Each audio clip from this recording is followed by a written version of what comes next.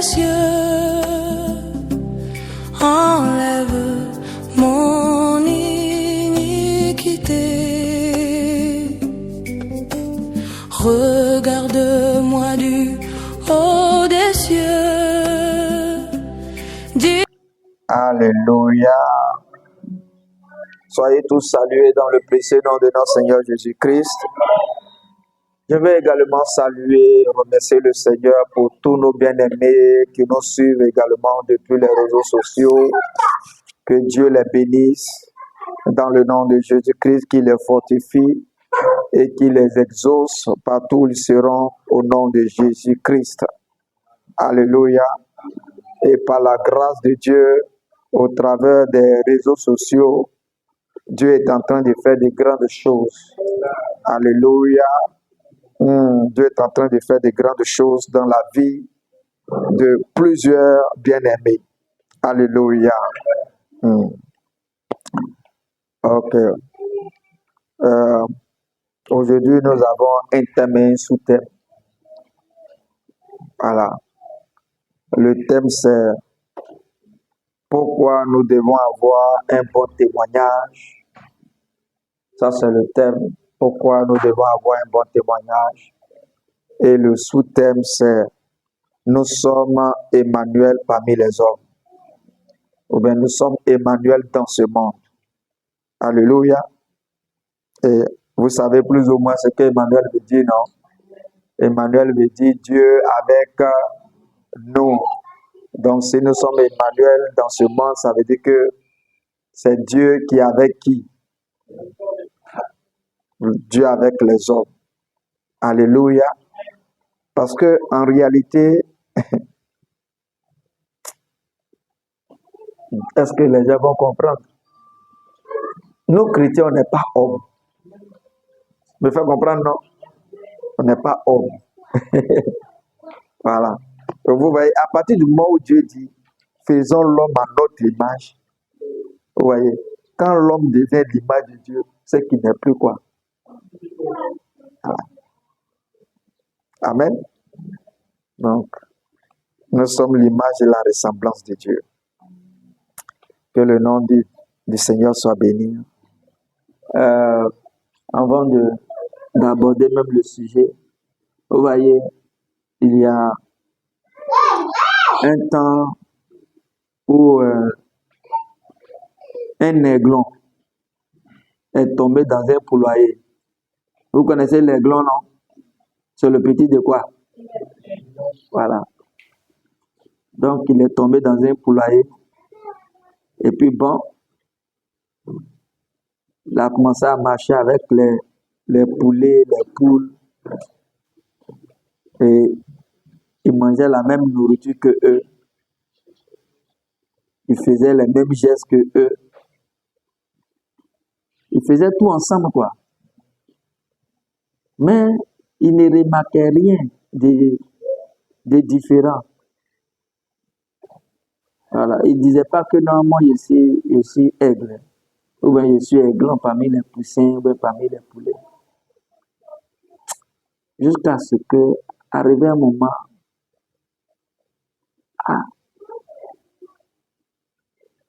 il y a un aigle qui a poussé un cri quelque part là-bas, là, qui passait sur le poulailler, qui a poussé un cri. Et puis, l'aiglon, on dit que ce... Parce qu'il grandissait un peu, quoi. Il dit, on dit ce cri-là, je peux pousser ça aussi. Puis il a poussé le même cri. Mais si j'ai poussé le même cri, on dirait que je dois ressembler à celui qui est en haut là-bas. Parce que, étant aiglon, il n'avait jamais su que lui, là, il pouvait voler plus haut que les poulets. Parce qu'il marchait avec les poulets, les poussins. Il faisait tout dans la cour. Et un jour, il dit, attends, je vais essayer d'aller un peu vers l'autre, la pousse le cri. Là où l'aigle pousse le cri. Et puis il a fait comme ça. Quand il a fait comme ça, il a vu que, on peut voler plus haut. Quand il a fait, il allait rattraper l'aigle là-bas. Depuis ce temps-là, il ne s'est plus retrouvé dans le poulailler.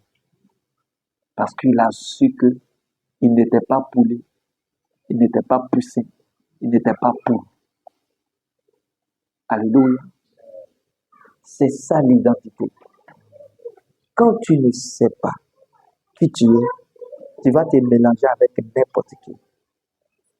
Tout simplement parce que tu ne sais pas qui tu es. Mais quand la faculté de compréhension entre en toi, tu te distingues. C'est qu'on se comprend.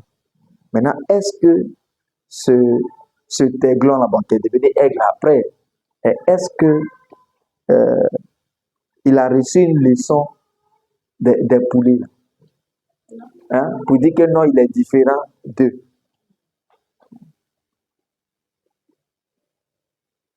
Mais quand il a su, il s'est distingué. Il s'est plus retrouvé quoi? Parmi les poulets. Il n'est plus retourné encore dans le poulailler. Donc son identité là, l'a distingué. Alléluia. Et il n'est plus retourné à manger encore la même nourriture que les poulets et les poussins. Qu'est-ce qui a fait ça? Son identité. Et un enfant de Dieu qui sait qui il est, normalement, ce n'est pas quelqu'un qui va lui dire non, il faut changer. Non. Non. Ton identité même va te dire, il faut te distinguer. Alléluia. On va voir ça un peu, et puis on va aborder dans un autre sujet, dans le sous-thème. Alléluia. Donc, vous voyez, ce n'est pas à dire, quitte le péché, quitte le péché, quitte le péché, quitte le péché. Mais depuis longtemps, on dit ça aux gens. Est-ce qu'ils changent? Ah. Montre-leur identité, ils vont se distinguer. Dis-leur qui ils sont, ils vont se distinguer. Alléluia. Que le nom du Seigneur soit béni. Au nom de Jésus-Christ. Ok. Donc, pour cela, nous allons d'abord prendre 1 Corinthiens. Donc, d'abord, ce que nous allons voir, c'est pourquoi est-ce que nous devons avoir un bon témoignage. Pourquoi est-ce que le chrétien doit avoir un bon témoignage? Hein? Je pense que si j'ai posé la question ici, là, vous allez me donner une très bonne réponse. Hein? C'est ça, non? Pourquoi est-ce que nous devons avoir un bon témoignage? On attend, pasteur, c'est pour fuir l'enfer. C'est que tu n'as pas su qui tu es. Alléluia. Amen. Il y a longtemps, on n'est plus là-bas. Amen. Voilà. Donc, pourquoi est-ce que nous devons avoir un bon témoignage? Tout simplement parce que nous ne sommes pas les autres. Alléluia. Ok. Donc, 1 Corinthiens 3, le verset 16.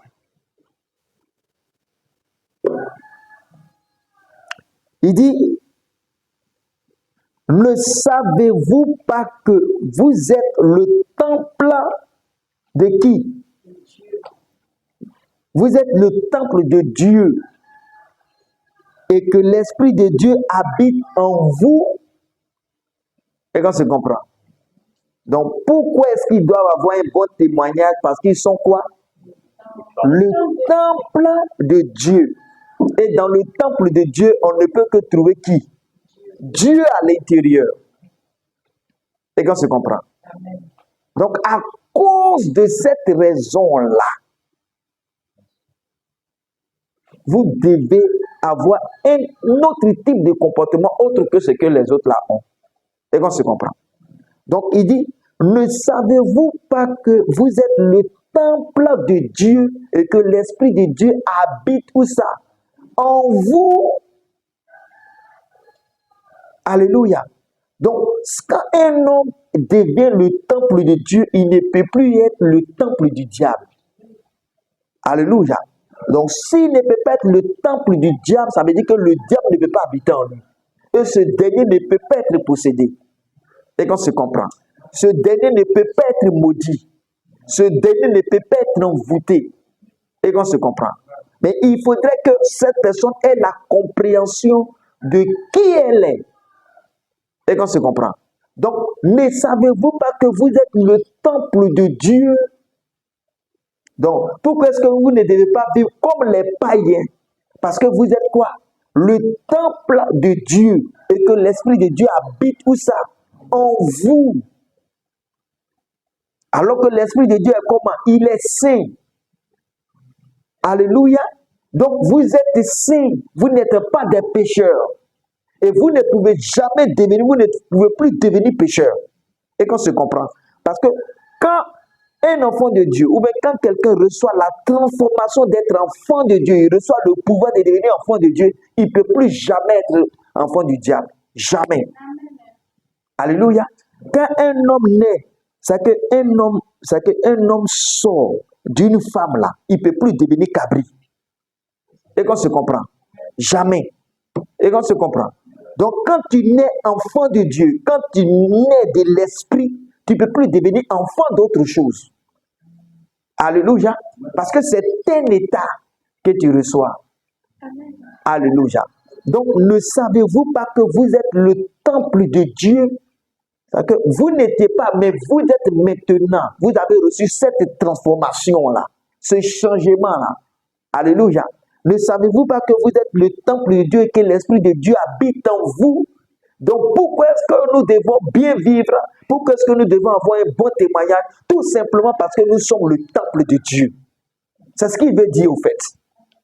Alléluia. Donc, vous ne devez pas avoir un bon comportement pour fuir l'enfer. Et qu'on se comprend. Ou bien pour fuir le péché. Mais parce que vous êtes quoi? Le temple de Dieu. Et que Dieu habite où ça?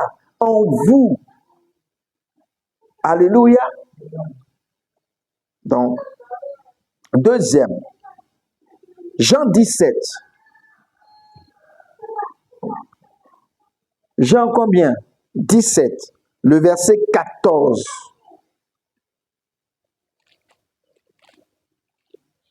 Jean 17, le verset. Donc, pourquoi est-ce que nous devons avoir un bon témoignage? Un, parce que nous sommes le temple de Dieu et que l'Esprit de Dieu habite en nous. Deuxième, Jean 17, verset 14. Il dit, je leur ai donné ta parole. Et qu'on se comprend. Quand je leur ai donné ta parole, ils ont reçu ta parole. Amen. Donc, cette parole a produit quelque chose en eux. Et qu'on se comprend. Il dit, c'est Jésus qui parle ici. Hein. Il dit, je leur ai donné ta parole. Mais il parle en réalité, il est en train de prier. Amen. Voilà. Donc, il dit, je leur ai donné ta parole. Et le monde les a haïs. Ils ont haï qui? Il dit, parce qu'ils ne sont pas quoi? Et qu'on se comprend. Il dit, je leur ai donné ta parole. Et le monde les a comment? Haïs. Pourquoi? Parce qu'ils ne sont pas comment? Du monde. Et qu'on se comprend. Vous voyez, est-ce qu'il dit ici là, à cause de l'enfer? Non. Non. Nous devons avoir un bon truc. Parce qu'ils ne sont pas comment? Du monde. Nous ne sommes pas du monde. Nous sommes dans le monde, mais nous ne sommes pas du monde. Donc, nous ne devons pas avoir un comportement mondain parce que nous ne sommes pas comment? Du monde.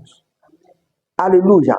C'est quelqu'un qui est du monde qui a un comportement mondain. C'est quelqu'un qui est un homme qui se comporte comme un homme. Mais à partir du moment où il a dit, faisons l'homme à notre image, cet homme-là devient quoi? L'image et la ressemblance de Dieu. Petit Dieu sur la terre. Alléluia. Donc, il dit, je leur ai donné ta parole et le monde les a haïs parce qu'ils ne sont pas du monde. Comme moi aussi, je ne suis pas comment? Du monde. Et qu'on se comprend. Donc, pourquoi est-ce que Jésus a bien vécu? Est-ce que c'est parce qu'il voulait fuir l'enfer? Ou bien il devait échapper à l'enfer?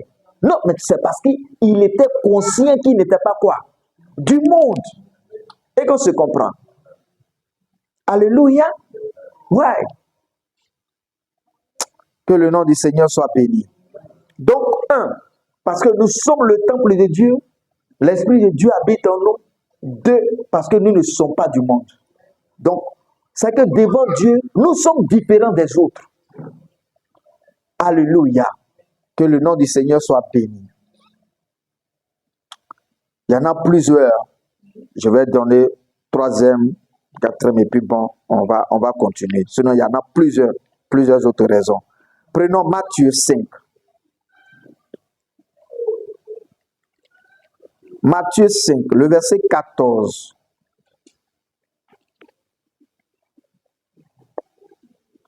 Matthieu.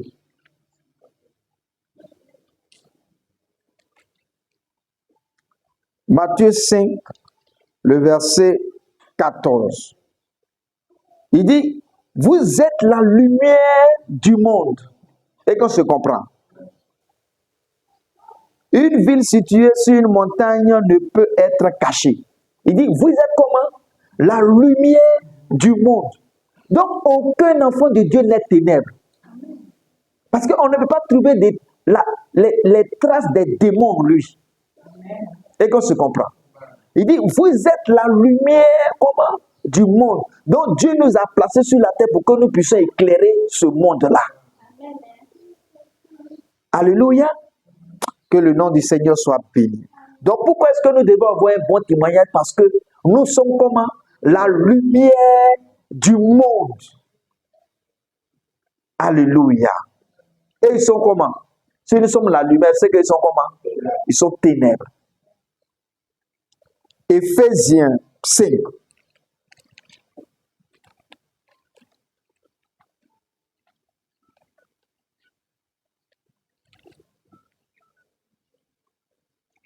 Éphésiens combien?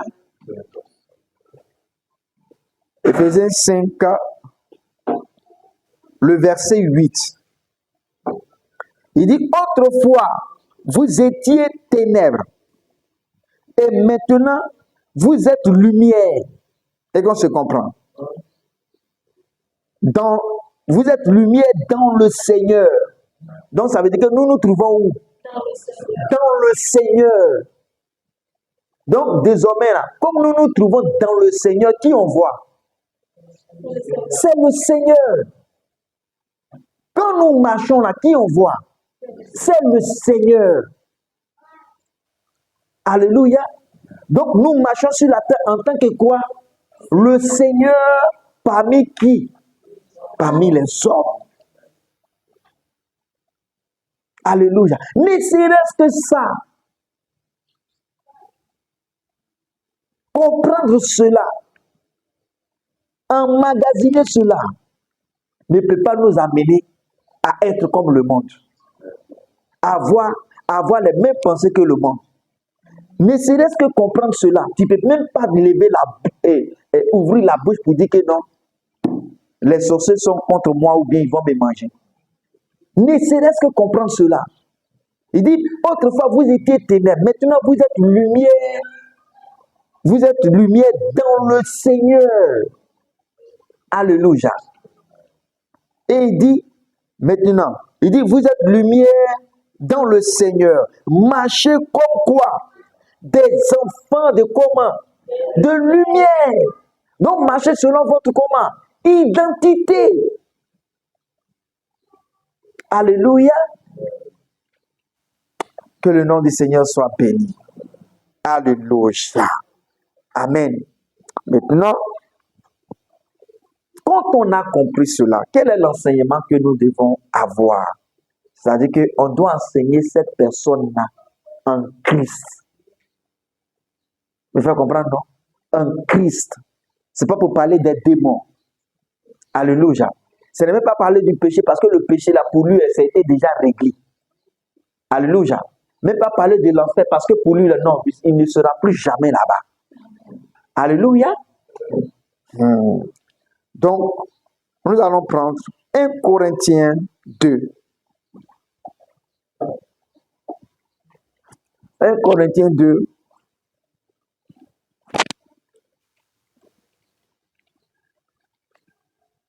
« 1 Corinthiens 2, versets 6 et 7. Voyez, voilà l'enseignement qu'il donne ici. 1 Corinthiens combien? 2, verset combien? 6, 7. C'est l'apôtre Paul qui parle ici. Il dit cependant, c'est une sagesse que nous prêchons parmi qui? Parmi les parfaits. Et qu'on se comprend. Donc c'est une sagesse que nous prêchons parmi qui? Parmi les parfaits. Maintenant, la sagesse dont il prêche ici, là, est-ce qu'il y a sorcier dedans? Hein? Il y a envoûtement dedans. Hein? Il y a mon esprit de blocage. Et qu'on se comprend. Ou bien, Seigneur, je vous prêche pour que vous puissiez dépasser vos ennemis. Est-ce qu'il y a ça dedans? Non. Et qu'on se comprend. C'est autre chose. Ça veut dire que, vous voyez, c'est ça que nous disons que ce que l'Église prêche maintenant, ça n'a rien à voir avec ce que la Bible dit. Rien du tout. Rien du tout. Il prêche fétiche. Il prêche blocage. Il prêche Satan. Il prêche le diable. Il prêche péché. Il prêche... Au fait, quand il prêche le péché, il veut dire qu'il prêche le péché comme si Christ n'était pas encore mort. Et qu'on se comprend. Donc, ça n'a rien à voir avec ce que la Bible dit. Rien du tout. Ce sont des imaginations. C'est leur propre philosophie. Alléluia. Rien du tout. Il dit cependant, c'est une sagesse que nous prêchons parmi les parfaits. Sagesse qui n'est point de ce siècle. Alléluia. Qui n'est point quoi? De ce siècle. Ni des chefs de ce siècle qui vont être anéantis. Il dit, nous prêchons la sagesse de Dieu mystérieuse et comment? Et cachée. Alléluia. Donc, nous prêchons la sagesse de Dieu mystérieuse et cachée que Dieu, avant les siècles, avait destinée pour notre gloire. Donc, la prédication que nous prêchons là, ce n'est pas la prédication qui date d'aujourd'hui. Et qu'on se comprend. Et elle ne fait même pas partie des choses de ce monde-là. Alléluia. Mais elle date d'avant même la fondation du monde. Amen. Parce qu'il dit que Dieu a caché ça.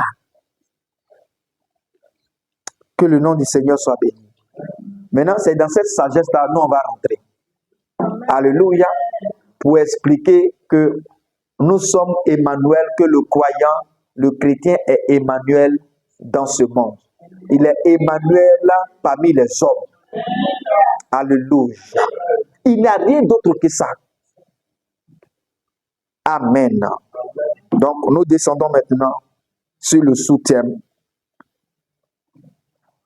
Nous sommes Emmanuel dans ce monde. Ok. Ok. C'est l'explication maintenant. Amen. Matthieu.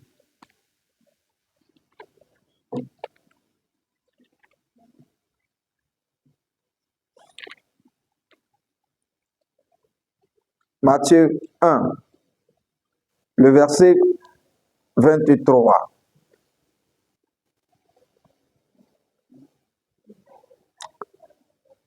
Oh mon Dieu. Matthieu 1, verset 23. Il dit, voici, la Vierge sera enceinte. Elle enfantera un fils. Et qu'on se comprend. Et on lui donnera le nom d'Emmanuel. Et qu'on se comprend. Et il continue. Ce qui signifie Dieu avec qui? Avec nous.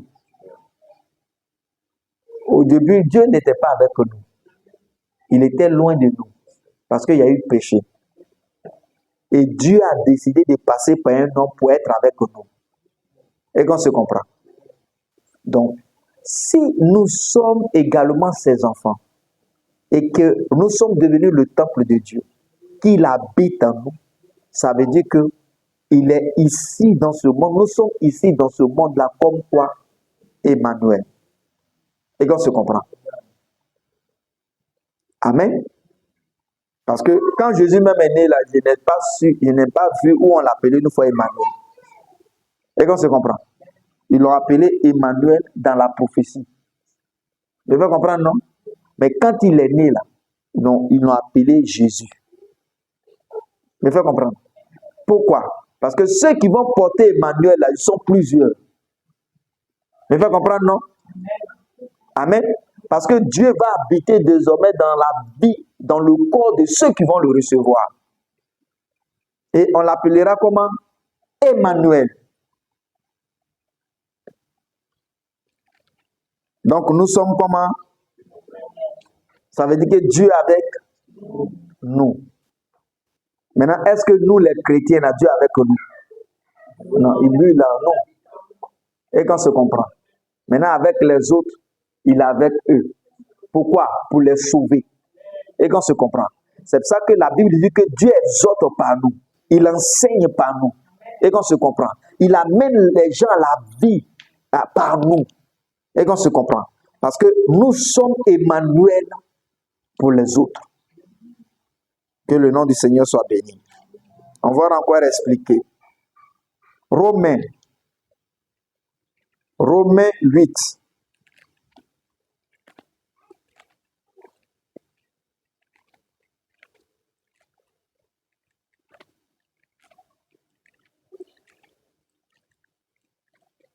Romains 8. Le verset 19. Il dit aussi, la création attend d'elle, avec un ardent désir, la révélation des fils de qui? De Dieu. Et qu'on se comprend. Avant la croix, il était le fils unique. Et qu'on se comprend. Mais quand il meurt à la croix, ces fils-là deviennent nombreux. Me fait comprendre, non? Parce qu'il ressuscite avec beaucoup. Me fait comprendre.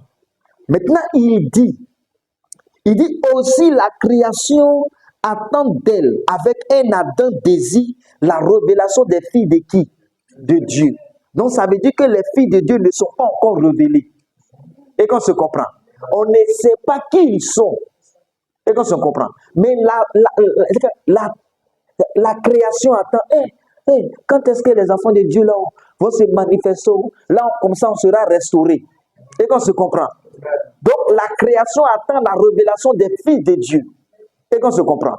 Mais pour que cela soit correct, il faudrait que les filles de Dieu là-même sachent qui ils sont. Alléluia. C'est pour ça qu'on a oublié de passer par l'enseignement. Amen. Parce qu'un fils de Dieu qui ne sait pas qui il est, ne saura même pas comment se révéler. Alléluia. Maintenant, il dit aussi la création attend d'elle, avec un ardent désir, la révélation des filles de Dieu. Regarde, pendant que les chrétiens tigriffes, ils attendent Jésus, hein, la création attend les filles de qui? Donc, la création nous attend. Mais il faut comprendre. Pourtant, un tigriffe, les chrétiens attendent qui?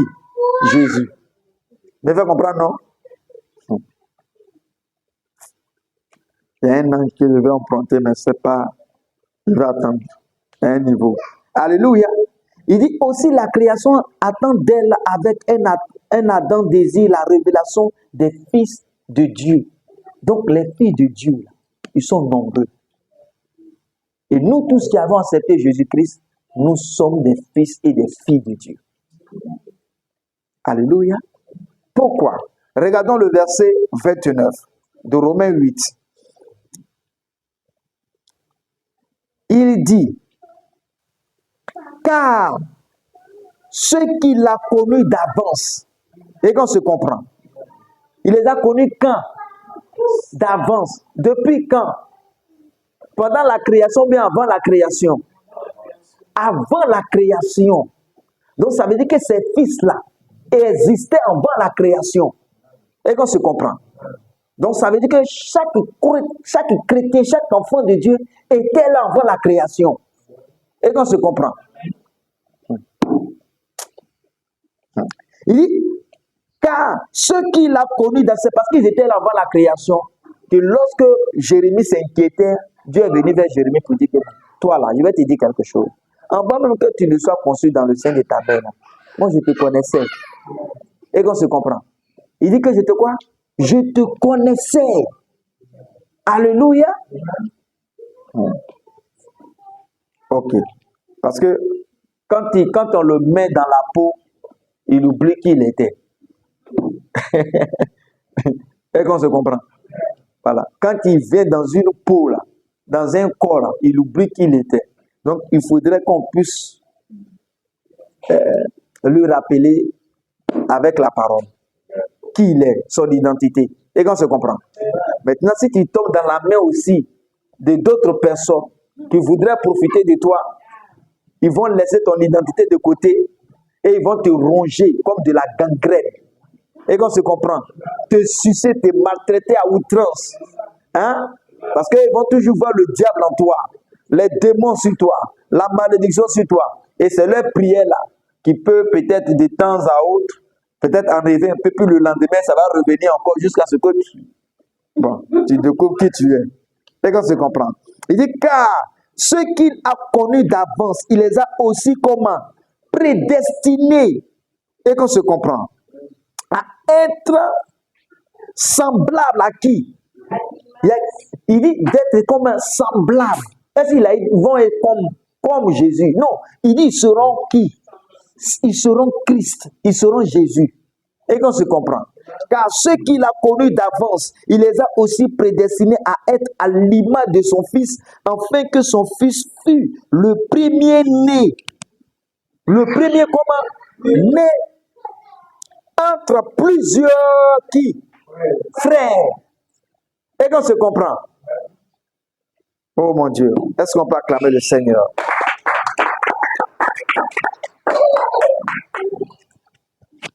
Donc, ça veut dire que nous et Jésus, là, il n'y a pas de différence. Et qu'on se comprend. Nous et Jésus, il n'y a pas quoi? Il n'y a pas de différence. Que le nom du Seigneur soit béni. Si tout le monde pouvait comprendre cela. Alléluia. Vous voyez, c'est cela dans les psaumes. David dit que l'Éternel est mon partage. Et qu'on se comprend. Ça veut dire que l'Éternel est une partie de moi et moi je suis une partie de l'Éternel. Et qu'on se comprend. Donc il dit l'Éternel est comment? Est quoi? Est mon partage. L'Éternel comment? Est mon partage. Pourquoi? Vous voyez, de la même manière que l'homme partage la femme, de cette même manière-là, nous aussi, nous sommes une partie de qui? De l'Éternel. Et qu'on se comprend. Vous voyez, c'est une mauvaise interprétation ou bien c'est une mauvaise interprétation. Vous voyez, quand la Bible dit que dans Genèse, là, il dit Dieu prit une côte de l'homme et il a fait la femme. En réalité, dans le vrai fond, ce n'est pas la côte qu'il a pris de l'homme. Mais il a pris la femme de quoi? De son côté. Il faut comprendre, non? Donc, c'est de son côté-là qui a été mal interprété. Et puis, ils ont mis la côte. Mais il faut comprendre. La preuve, les femmes et nous, là, les femmes et les hommes, là, ont le même nombre de côtes. Il n'y a pas un en moins. Et qu'on se comprend. Et puis, même dans le français, quand on dit Dieu a pris une côte et puis il a façonné la femme, là, toi, il faut regarder. Bon. Donc, ça veut dire que la femme, elle aura une seule côte, quoi. Non. Il a pris la femme de son côté. Alléluia.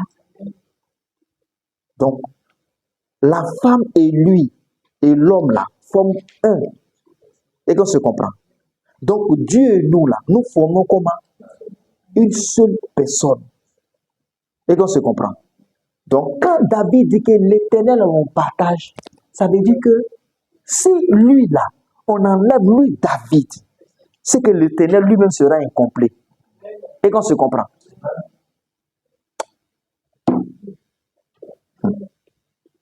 Regardons. 1 Corinthiens. 1 Corinthiens 6, verset 17.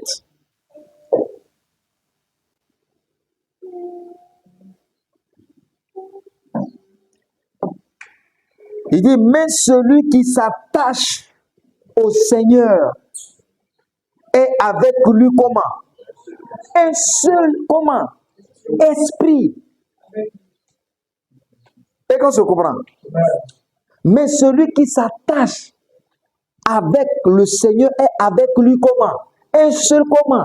Esprit. Mais qui est celui qui peut s'attacher avec l'Éternel? Si ce n'est celui qui l'a connu d'avance, qui était un avec lui avant qu'il ne vienne.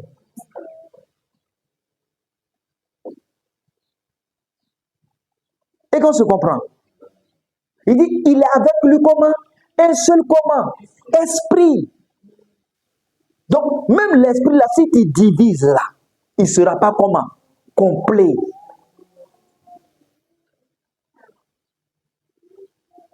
C'est pour ça qu'il était obligé de venir vers nous. Pour nous comment? Pour nous sauver. Alléluia. Amen. Si vous recevez cette compréhension-là, c'est fini. Alléluia. C'est comme une femme et son mari. Il dit les deux formeront un seul comment? Une seule chair. Une seule chair. Ça veut dire que s'il n'y a pas le mari, ils n'ont pas quoi? Si la femme n'est pas là aussi, il n'est pas complet. Pour qu'il soit complet là, il faudrait les deux. C'est ça la Bible dit, il le créa homme et femme.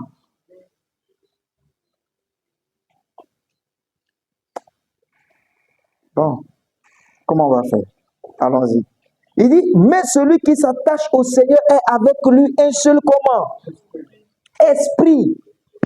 Alléluia. Est-ce que je ne peux pas continuer? Je continue même. Il dit, et avec lui un seul esprit. Il dit, fuyez l'impudicité. Et qu'on se comprend. Il n'a pas parlé, quand on va dire fuyez l'impudicité, il ne va pas parler de l'enfer. Écoutons, hein. Pourquoi? Parce que nous sommes avec lui comment? Un seul comment? Esprit. Et qu'on se comprend. Maintenant, il dit, fuyez l'impudicité. Quelque autre péché qu'un homme commette, ce péché est hors du corps. Et qu'on se comprend. Il fait allusion à quoi? Au comment? Au corps. Et qu'on se comprend. Est hors du corps. Mais celui qui se livre à l'impudicité pêche contre son propre comment? Contre son propre corps. 19. Ne savez-vous pas que votre corps est le temple de qui? Du Saint-Esprit qui est où? En vous. Et qu'on se comprend. Que vous avez reçu de Dieu et que vous ne vous appartenez point à qui? À vous-même. Vous avez une autre partie à laquelle vous appartenez. Et qu'on se comprend. Car vous avez été rachetés à un comment? Grand prix. Glorifié. Donc Dieu dans votre corps et dans votre esprit qui appartiennent à qui? À Dieu. Maintenant, dans 1 Corinthiens 7, il dit non, femme là, si ton homme veut de toi, là, il ne faut pas le refuser parce que c'est son corps. Hein? Homme aussi, là, la femme veut, là, il ne faut pas le refuser parce que aussi c'est son corps. Et qu'on se comprend. Oh, c'est la même chose qu'il est en train de dire ici, mais autrement. Alléluia. C'est pour cela que nous sommes l'épouse de qui? Christ. Alléluia. C'est pour cela que nous sommes l'épouse de Christ.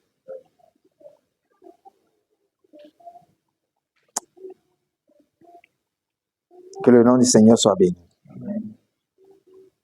Colossiens 3. Colossiens 3, le verset 4.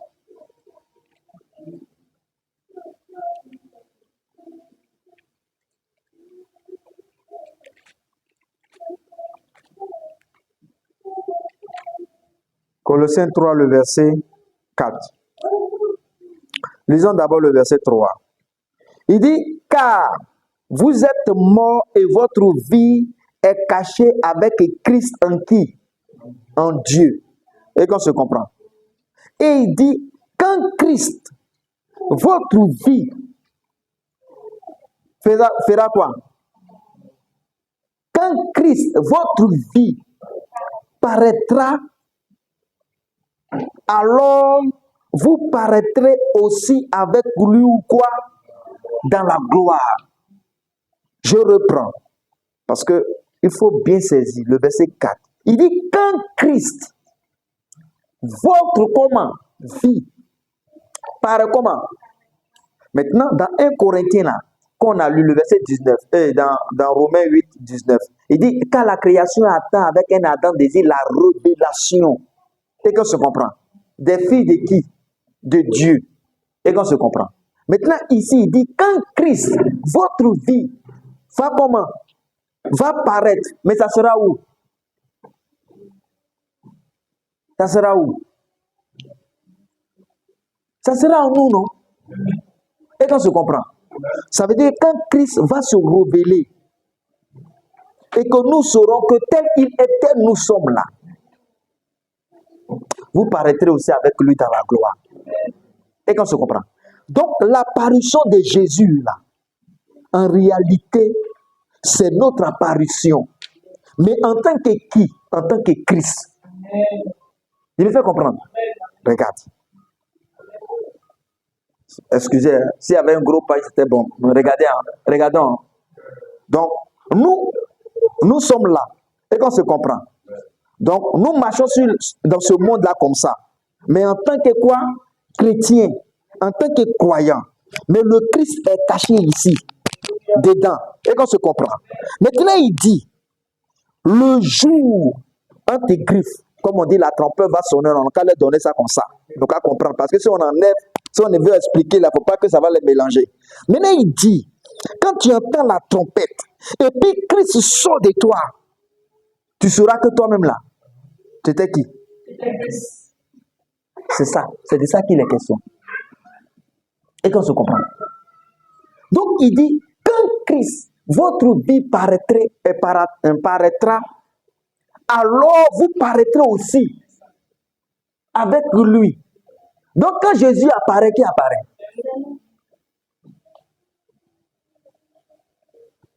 Et c'est ça le monde attend.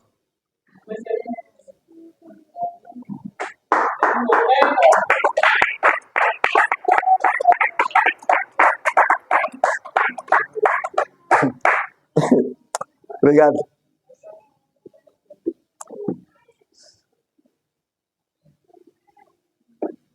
Bon. C'est bon. À la venue de Jésus, en 4 après. Pas accepté. Allons-y. Dans ce monde-là, alléluia, tu n'es rien d'autre que lui. Ce qui te faut là, et ce qui manque, c'est la compréhension. La différence entre Christ et nous, c'est parce qu'en venant, il était conscient de qui il était. C'est pour ça qu'il pouvait dire, détruisez ce temple, et en 3 jours, je le rebâtirai. Il était conscient. Mais toi, tu n'as pas été conscient. Maintenant, il vient te chercher. Il est venu chercher qui? Ce qui était perdu. Mais si c'était perdu, c'était avec lui. Et qu'on se comprend. Et puis, ça s'est perdu. Donc, il est venu retrouver ce qui était perdu. Mais qui était qui? Enfant de Dieu.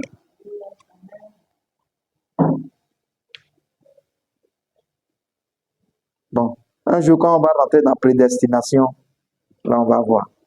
On va mieux comprendre. Donc, il dit, quand Christ, votre vie paraîtra, alors vous paraîtrez aussi avec lui dans la gloire. Je vous donne un peu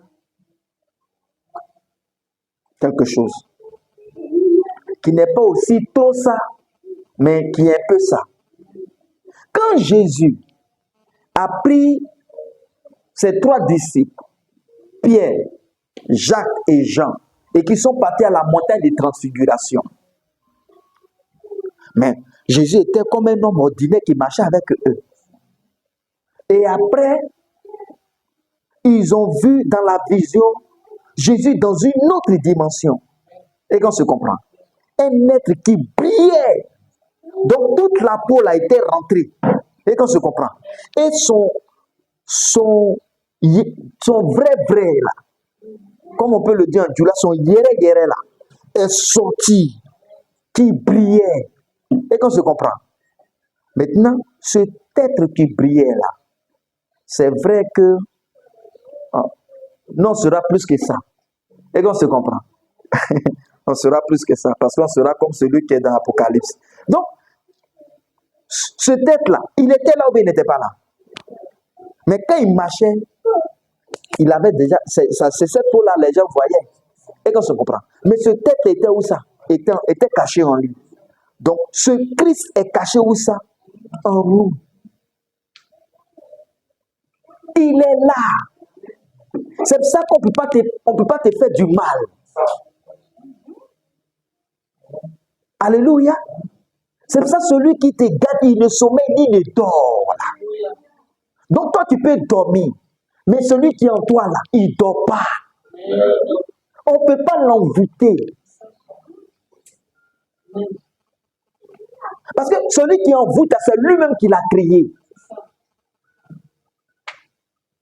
On ne peut pas lui faire du mal. Donc, quand tu as cette compréhension-là, tu sais comment tu marches sur la terre. Tu sais que tu es Emmanuel. Tu sais que tu es le Christ. Et partout où tu passes là, c'est Dieu parmi les hommes. Tu es au travail, Dieu parmi les collègues.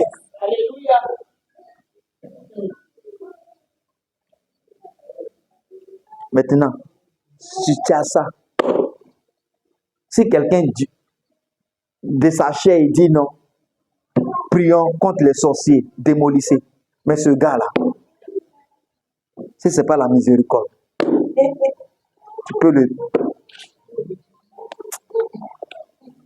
Je ne vais pas dire d'autres trucs. Non, au fait, vous voyez, voilà ce qu'il faut donner aux enfants de Dieu. C'est pour ça qu'il dit que ce que nous enseignons là, c'est quelque chose que Dieu a réservé pour ceux qui l'aiment. Et qu'on se comprend. Et qu'il a caché avant même la fondation du monde qui n'est pas de ce siècle. Pourtant, sorcellerie, c'est de ce siècle. Et qu'on se comprend. Développement personnel, c'est de ce siècle. Ça veut dire que ce qu'il faut leur enseigner, là, ce n'est pas ça. C'est de leur rappeler qui ils sont. Et vous savez, même la restauration de Job, c'est parce qu'il avait ce qu'il était. Vous savez ça? Ouais. Quand Dieu a parlé avec Job, quand tu lis Job 38, tout Job 38 jusqu'au verset 21, et il dit à Job, Job, mais moi je vais te dire quelque chose.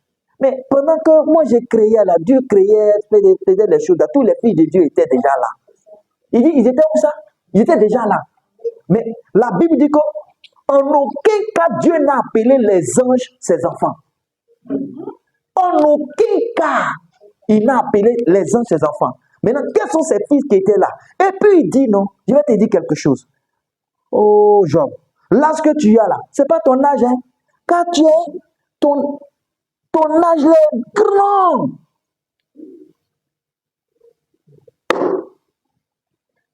Jusqu'au verset chapitre 42. Il dit, mes oreilles avaient entendu parler de toi. Mais mes yeux t'ont vu. Je sais qui je suis. Et tout ce qu'il avait perdu, il a retrouvé ça doublement. Et Dieu dit à ses amis, allez demander pardon à Job. Sinon vous allez mourir. Mais qui était Job quand il avait su ça? Quand un enfant de Dieu sait qui il est, il se distingue. Il se distingue. Sa manière de parler change. Sa manière de penser change. Sur les événements, ça change. Parce qu'il sait qu'il Il parle et puis les choses arrivent. Il sait. Il est conscient. Et que rien sur la terre ne peut l'assujettir. Il sait ça. Et il sait que chaque événement qui arrive, il a la force et la puissance, le pouvoir de changer les choses. Il ne pleurniche pas. Si Dieu était pleurnichard là, mais longtemps, ce monde était sous la terre, sous l'eau. Il dit que c'était la catastrophe partout. Mais Dieu dit. C'est ça, il a dit, mais depuis que tu es né la Job là, depuis quand tu as ordonné des choses, tu as parlé sur des situations, tu n'en as pas fait. Tu es pleurnichard. Dieu a pris, Dieu a repris. Ça, c'est enfant de Dieu sur la. Non, le monde, le pays là, ça devient Dieu. Pourquoi il faut rester là? Il faut rester là. Il faut rester là. Il faut dire ça. Continue de dire ça. Tu vas arriver au ciel, tu vas regretter. Donc, il dit, quand Christ, notre vie paraîtra, nous paraîtrons aussi avec lui dans la gloire. Hébreux 3, verset 17. Hébreux 3, verset 14. J'espère que ça rentre. Hein? Il faut que ça rentre. Parce que nos prédications, ce n'est que ça. Parce que c'est de ça qu'on vit. C'est notre nourriture. C'est Christ. C'est ce que nous sommes. Ah. Hébreux 3, le verset 14.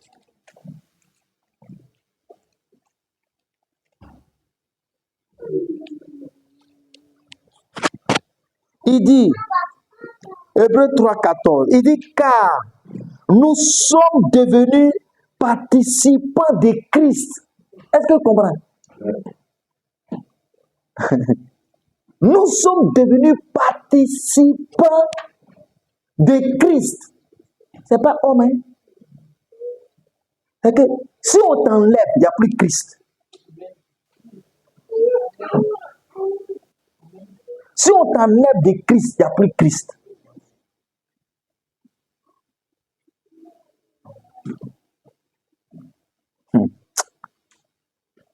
Il dit, car nous sommes devenus participants de Christ, pourvu que nous retenions fermement jusqu'à la fin l'assurance que nous avons au commencement.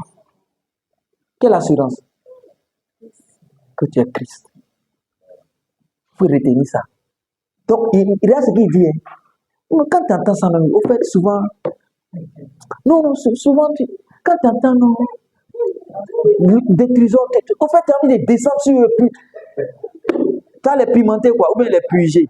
Non, mais regarde quelque chose. Il dit, vous êtes devenus, il dit, pour vous que vous reteniez ça. Donc, ça veut dire que quelqu'un qui va te dire le contraire de ça, là.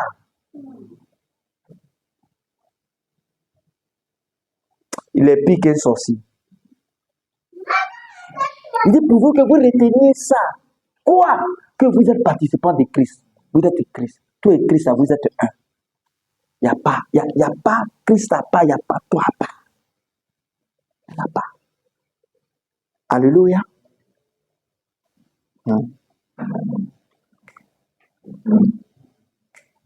J'espère que ça rentre. Ça n'a qu'à bien rentrer. Donc, nous sommes combien? J'en ai lu quoi? Hébreux 3, 14. Maintenant, le verset que nous connaissons. Galates 2. Bon, tu cites, mais est-ce que tu vis ça? Galates 2, 20.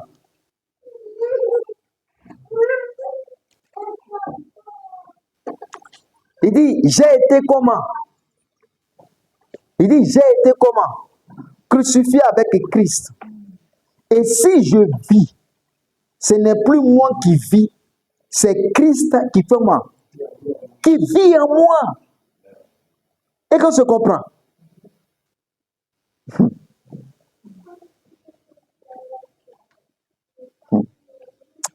C'est Christ qui fait quoi? Qui vit en moi. Parce que je suis une partie de lui. Je fais partie de lui.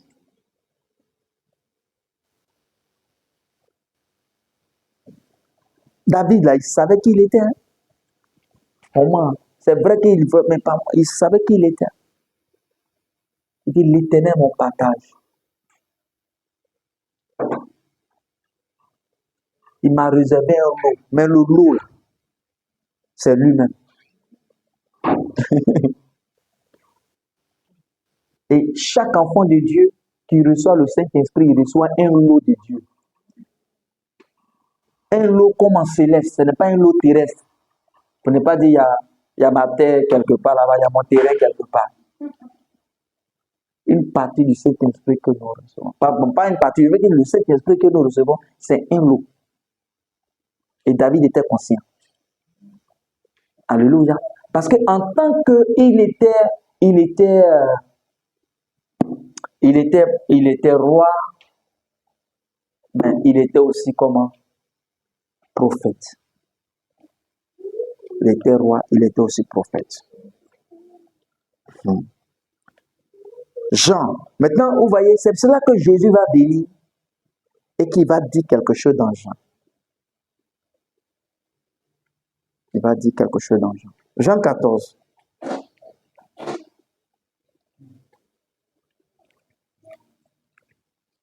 Jean 14. À partir du verset 16. Écoutons ce qu'il va dire. Écoutons bien. Ça, c'est Jésus lui-même qui parle. Il dit, Jean 14, à partir du verset 16. Il dit, moi, je prierai le Père, et il vous donnera un autre consolateur, afin qu'il demeure éternellement où ça avec vous. Et qu'on se comprend. Parce que votre corps là doit changer. Et qu'on se comprend. Il dit, l'esprit de vérité que le monde ne peut recevoir parce qu'il ne le voit point et ne le connaît point. Amen. Mais vous le connaissez, car il demeure avec vous, parce que Jésus est avec eux. Et qu'on se comprend. Et il sera en vous. Verset 18. Je ne vous laisserai pas orphelins. Je viendrai à vous. Et qu'on se comprend. Donc il s'en va, puis c'est lui, il revient. Et qu'on se comprend. Mais il revient sous quelle forme? L'esprit.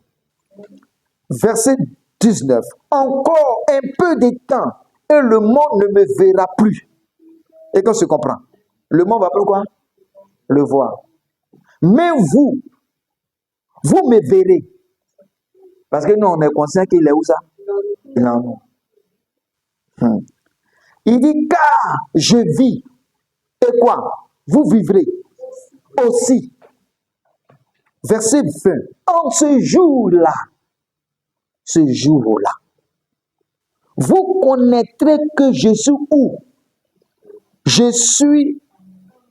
En ce jour, vous connaîtrez que je suis en mon Père, que vous êtes en moi et que je suis en vous. Donc, si ça là, ça s'est déjà accompli là. Quand on marche là, qui est là?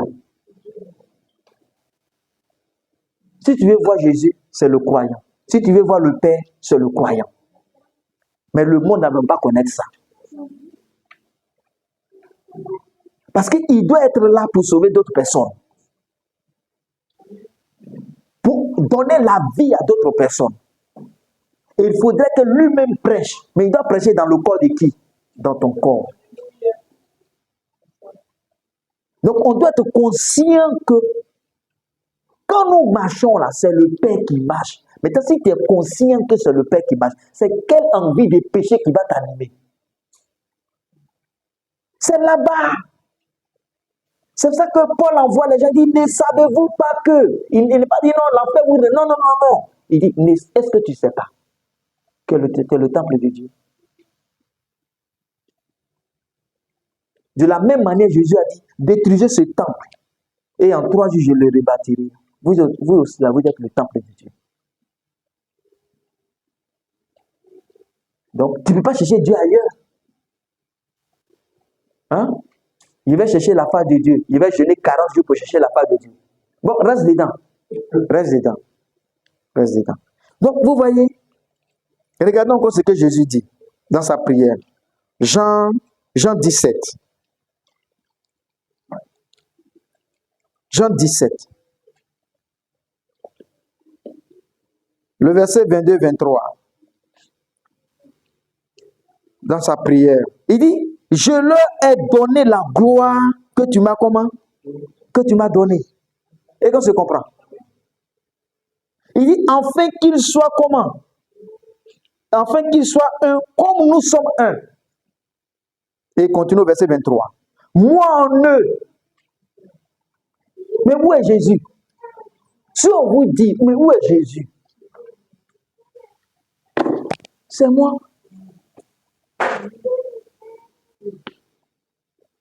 Ouais.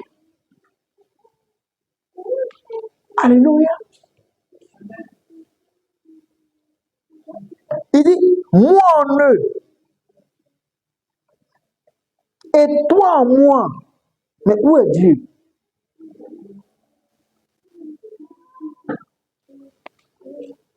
Afin qu'il soit parfaitement comment?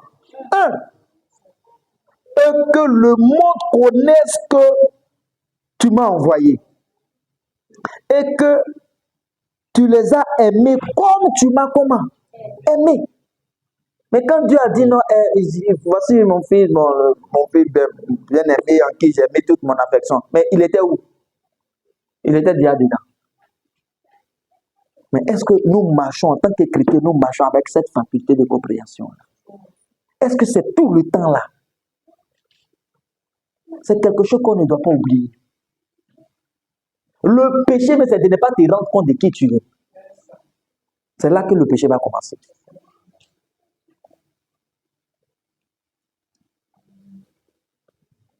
Mais Dieu merci que les enfants de Dieu les sont déjà purs. Alléluia. Amen. Que le nom du Seigneur soit béni. Vous voyez, c'est avoir l'esprit de comment? La conscience de qui nous sommes. Alléluia. Jean 6. Le verset 40.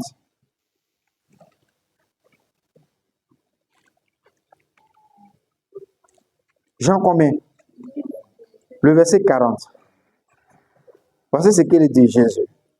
Il dit, la volonté de mon Père, c'est que quiconque voit le Fils. Il est parti ou bien il n'est pas parti? Non, toi tu l'as vu. Hein? Il dit, la volonté de mon Père, c'est que quiconque voit le Fils. Mais maintenant, on ne va voir le Fils où? Car ceux qu'il a connus d'avance, il les a aussi prédestinés à être semblables à l'image de son Fils. Mais où est son Fils? C'est nous. Il dit, la volonté de mon Père, c'est que quiconque voit le Fils et croit en lui, donc quelqu'un qui va croire en ce que nous allons dire. Parce que celui qui parle en nous, c'est le Christ lui-même. Celui qui va croire là, il aura la vie. Donc, c'est pour ça que nous sommes des transporteurs de vie éternelle, de connaissance éternelle, de justification éternelle, de sanctification éternelle, de pureté éternelle, de victoire éternelle, de la gloire éternelle. Tout est éternel dans nous. Nous transportons ça. Et celui qui croit reçoit toute l'éternité. Alléluia. Il dit, la volonté de mon Père, c'est que quiconque voit le Fils et croit en lui ait la vie éternelle. Et je le ressusciterai comme ça au dernier jour. Alléluia. Qu'est-ce qui se passe? La seule différence, c'est le corps là. Le corps là, il va disparaître. Quand celui qui est en nous là va apparaître. Parce qu'il sera englouti dans la vie. Marchons avec ça. Donc, l'enlèvement des enfants de Dieu, ce n'est pas les tirer d'un point pour les envoyer en haut. Est-ce que tu comprends? c'est celui qui est ici, là, dedans, qui sort pour noyer lui, là. Et un Christ, là, on était déjà enlevé. Il nous reste à disparaître. Parce que dès qu'on a reçu le Christ, la Bible dit qu'il nous a, que nous sommes ressuscités avec lui, nous sommes montés avec lui dans les lieux célestes en Christ. Donc nous sommes dans le ciel et nous sommes sur la terre. Nous vivons dans deux mondes. Nous devons être conscients. Alléluia. Éphésiens.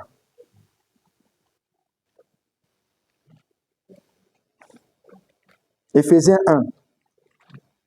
Vous voyez? Depuis là, on parlait des sorciers. Sorcières. Hein? Vous, quand vous lisez des épîtres, les trucs là, vous avez déjà vu parler de Satan, sorcier, tout ça là-dedans.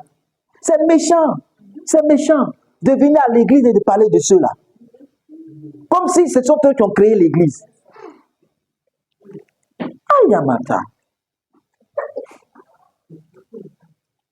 Il dit combien? Combien? Verset 22, 23. Il dit, il a tout mis sous ses pieds. Et qu'on se comprend. Sous les pieds de qui? De Christ. Maintenant, on va voir les pieds là, c'est qui? Hein? Il a tout mis sous ses pieds. Et il a donné pour chef suprême à l'église. Et qu'on se comprend. Qui est son corps. Donc, l'église est le corps de qui? Donc, si on enlève le corps là, est-ce que le Christ il aura tous ses membres? Ça veut dire que, mais, partie de lui. Il dit qui est son corps. Et est la plénitude de celui qui remplit tout en tous. Donc, nous sommes pleins de Dieu. Et tout est sous nos pieds. Toi, tu as venu combattre quelqu'un qui est sous tes pieds. Tu sais, c'est les pieds de qui? Tu sais, c'est la force de qui? Qui les mettait sous tes pieds. Et là où tu es, ils ne peuvent même pas arriver parce que tu es dans les lieux célestes en Christ. Parce que si un démon entre là-bas, c'est qu'il devient un frère en Christ. Mais depuis quand un démon peut devenir un frère en Christ?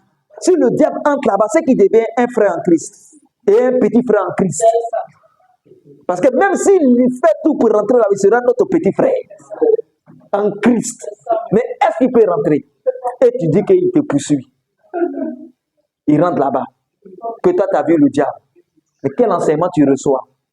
Pendant qu'il ne peut pas rentrer en nous, la Bible dit qu'il rôde. Est-ce qu'il rentre? Alléluia. Alléluia. Nous devons être conscients de quelque chose. Alléluia. Que le nom du Seigneur soit béni. Maintenant, je vais finir avec ça. Comme il a parlé de sous les pieds. Amen. Les psaumes. Psaume 60. Vous voyez? Ne serait-ce que comprendre ça. Tu vois que ta prière là ne sera pas prière banabana.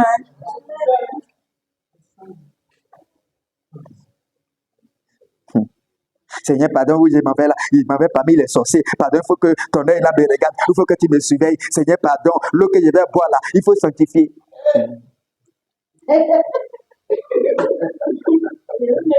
Mon peuple périt par manque de connaissance. Et il dit, vous connaîtrez la vérité va te rendre libre de ces prières banabana là.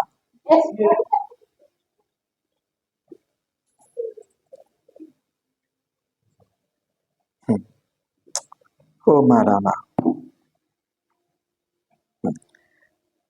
Il a dit combien? Verset 14.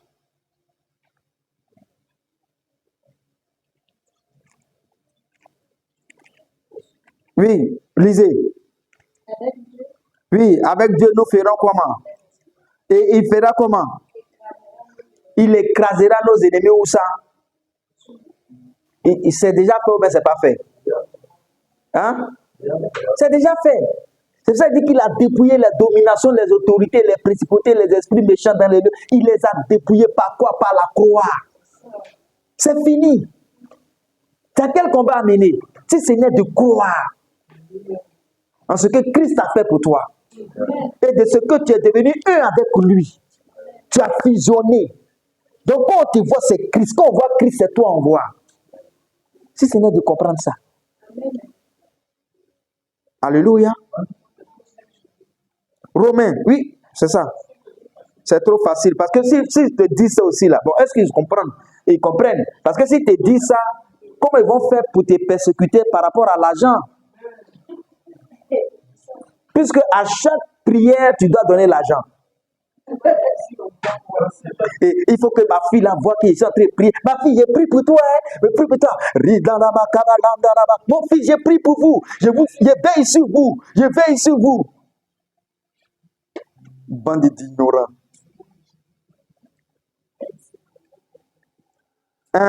On a lu, non? Donc, lisons Romains, et puis on va achever. Romains 16, le verset 20.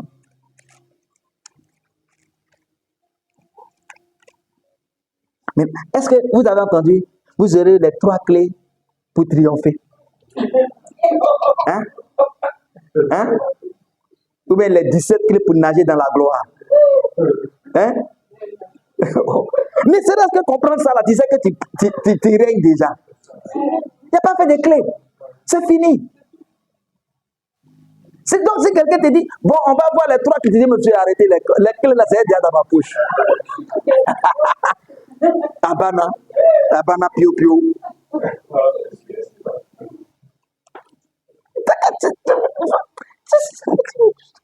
Faut tourner les gens en rond. La route est tout près. Vous partez jusqu'à de l'autre côté. Même si on dit même toutes les voies ou bien tous les chemins mènent à Rome. Mais Rome qui est là, c'est pas Rome. C'est pas vrai Rome. C'est Rome du diable qui est là. Ok. Romains 16, le verset 20. Il dit, le Dieu de paix écrasera bientôt Satan. Mais il a déjà fait. Hein? Écrasera bientôt Satan sous vos pieds. Et qu'on se comprend. Mais la tête, c'est qui? C'est Christ. Les pieds, c'est qui? C'est nos pieds. Et qu'on se comprend. La force de pression, là, c'est la force de pression de qui? De Dieu lui-même. Donc, en marchant, là, tu écrases, tu broies. Il n'y a pas fait d'écraser, détruire, banaliser. Toi-même, ta démarche, là, écrase déjà.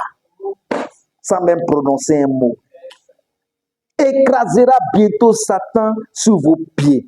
Que la grâce de notre Seigneur Jésus-Christ soit avec vous au nom de Jésus-Christ. Amen. Et cette grâce est avec nous dans le nom de Jésus-Christ. Alléluia. Est-ce que nous pouvons acclamer le Seigneur, nous tenir debout, remercier le Seigneur parce que nous sommes